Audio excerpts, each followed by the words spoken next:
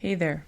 Welcome to Discover the Divine You. My name is Kimberly Nicole. Right now I'm on a journey to figure out who the real Kimberly Nicole is, who I was divinely created to be. So I created this podcast in hopes others could benefit from what I'm learning and the different ways I'm connecting with a higher power. I created this space for honest conversations about healing, creativity, spiritual growth, and learning to reconnect with myself while living presently in my life. I'm a mom of 3. I have a job.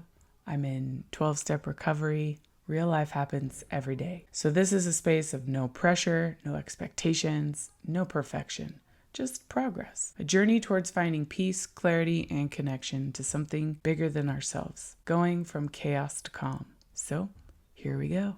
I'm so glad you're here to take this journey with me. Let's get creative. Episode 5, Get Comfortable Being Uncomfortable. Possible trigger warning. Okay, fellows, welcome back to another episode of Discover the Divine You. I am Kimberly Nicole, and I have just returned from a little class where I got to meet a bunch of other coaches and do a lot of cool things.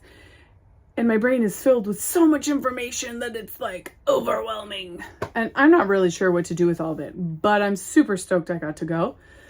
I got to meet some really awesome people and bounce a bunch of ideas off of them and practice things that I was scared to do.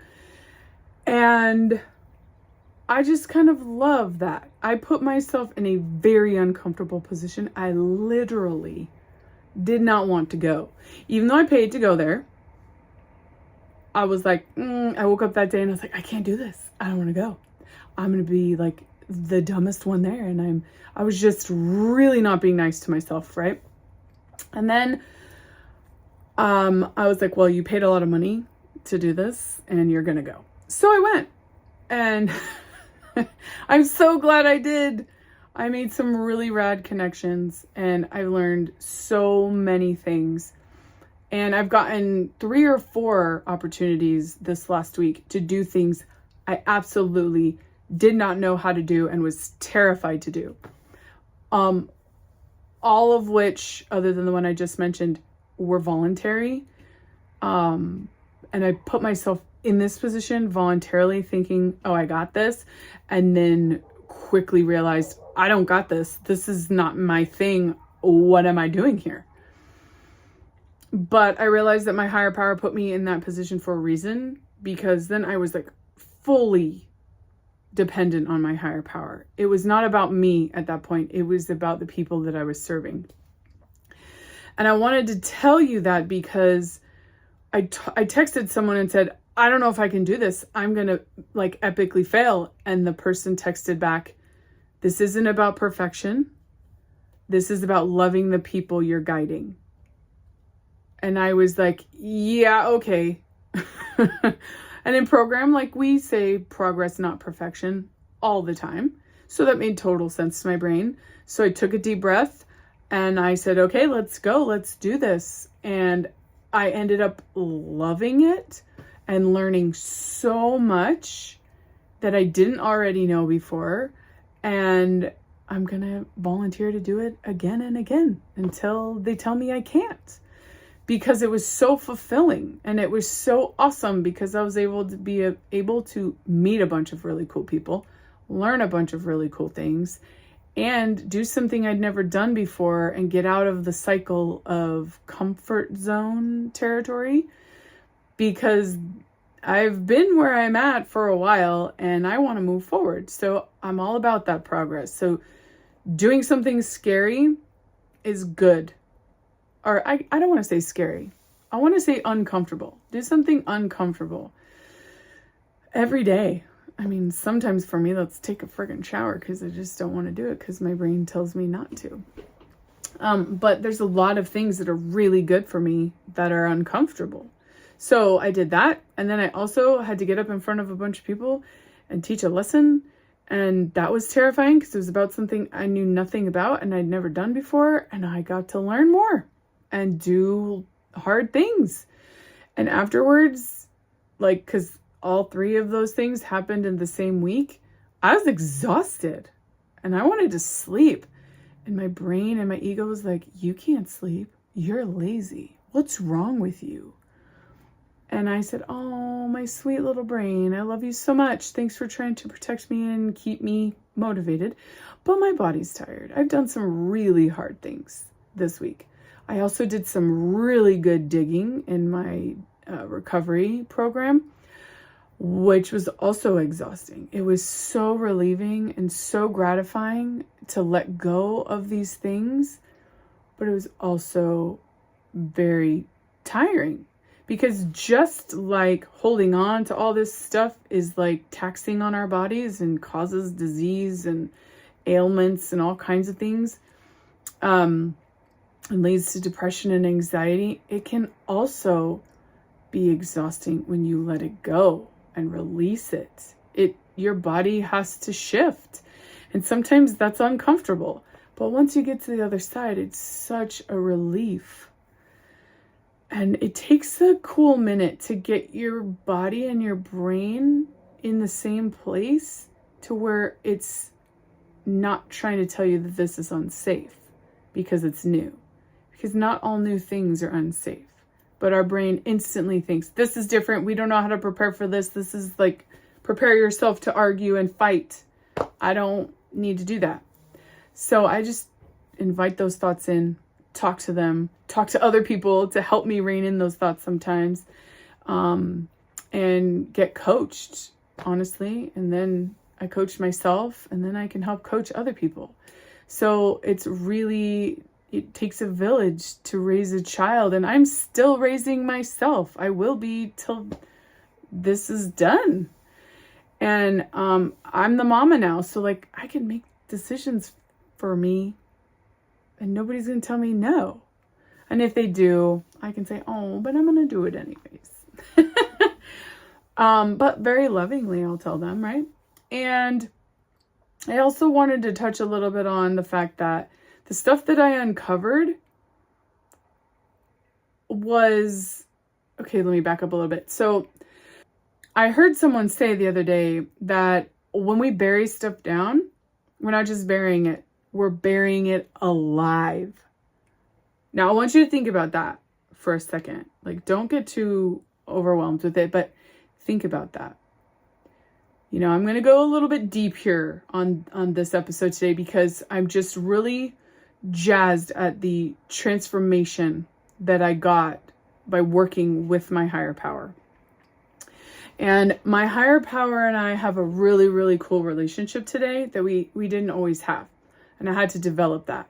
And that's to say I'm kind of building to something that I'm going to release into the world and tell you guys all about. But anyway, so I was thinking a lot about my relationship with my higher power. And I was just sitting with my higher power and asking, like, in my two-way prayer, God, what is going on? Why am I so afraid to move forward? Why do I feel exhausted all the time? You know, I feel lost and lonely and sad, and I have a beautiful life. And so all this was just weighing heavy on me. So I heard that buried alive thing, and I kind of brought that to my higher power. Like, if I bury different versions of myself that I was ashamed of or felt guilt over or I was embarrassed of, those were like really cute little sweet versions of me, like 6, 7, 8, 10, 12 years old. And I was so embarrassed of them or ashamed of what I had done that I just buried those baby girls alive. And just the thought of just digging the dirt and putting it on their sweet little faces just broke me. So I sat with my higher power and I just wrote and wrote and wrote and wrote. And I did this exercise that I thought was really cool where you sit at a round table and you invite anyone you want to sit at the table and you ask them, do you love me? They obviously say yes because they're your people, right? And then you invite your higher power in and ask them. Of course, they're going to say yes because they created you and they love you so much. And then you ask your highest divine version of yourself if they love you. And obviously they are you, so they love you, right? And then they turn the tables on you and ask you, do you love you? And I could not say yes. And so my higher power was like, okay, we're going to turn this around on you. We're going to invite all those little girls that you have buried to this table. And God said, it's not a coincidence that your biggest fear is suffocating, because right now you are slowly suffocating several versions of yourself as we speak. And I was like, what? And you guys might think I'm crazy because I'm talking to God and all this, but I promise you, God's in me and I'm in him, and we're cool. Like, we're besties, and we chat all the time. Say I'm talking to myself, say I'm cuckoo bananas, whatever. You do you, boo. But for me, this is real. And my higher power is everything to me today. Whereas before, if my higher power didn't do what I wanted, I was like, bro, what are you doing? You need to do things my way. Now it's all God's way, and it works out so much better, I have to say. When you give up, surrender control, you get so much more back. And I feel more in control than I ever have in my life. And I have been in really scary, anxious positions before. So anyway, I invited those little girls to the table. I talked to them. We bonded. I thanked them for being my protectors and apologized to them for shoving them down and slowly suffocating them. I'm sorry if this is triggering for anyone. I'll put a trigger warning at the beginning of this video. But no one was harmed in the making of this video or in this two-way prayer process. It was all done mentally and creatively and through writing. And that's one of the cool things that I've learned that I want to help other people learn to use. That tool is writing. Writing is so powerful. And I used to hate writing. I mean, public school kind of ruined writing for me. But when I got to college and I took classes I wanted to take, and creative writing and journaling, blah, blah, blah, man, you can't stop me from writing now. My kids are going to be like, how many journals do you have, Mom? Jeez. I mean, I probably have an entire bookshelf filled with 5 subject spiral bound books. And I'm not even sorry. Sorry, not sorry. Yeah, so I uncovered all this stuff, and then I took a nap because it's nice. I let my body rest. After I did this hard work, I cried, I laughed, I literally danced. I turned on my favorite song and I regulated my body and danced with my eyes closed outside in my backyard with no mirrors. So if I looked silly, who the F cares? I had fun. And I felt so much lighter, so much better. I just let go of all that baloney. So that was just a long-winded way of saying, do things that are uncomfortable, that will get you to a better place, a more confident place, a more stable place, a more peaceful place. Because it's worth working through the discomfort to get to the peace and the happiness and the joy and the relief that comes from doing the hard work. I think you're awesome. And I know you can do hard things because you've done hard things before. And I am here to help you get through those hard things. There is a link. You can get my 5-minute calm reset, or what? I can't even say things. My 5-minute, my brain is farting. I can't think of any words. Anyway, there's links in the thing and you can go to them and it will help you find peace. And then when my new thing comes out, I will tell you all about it and we will learn together and grow together and progress will come. It's about progress, not perfection, my friends. And with that, until we create again, I will see you later, and I hope you do something kind and creative for yourself. Bye. Hey, thanks so much for being here today. You're my favorite. I'm so glad you came. I know life is busy, so I really do appreciate the time you're taking to do some self-care and hang out with me for a little bit.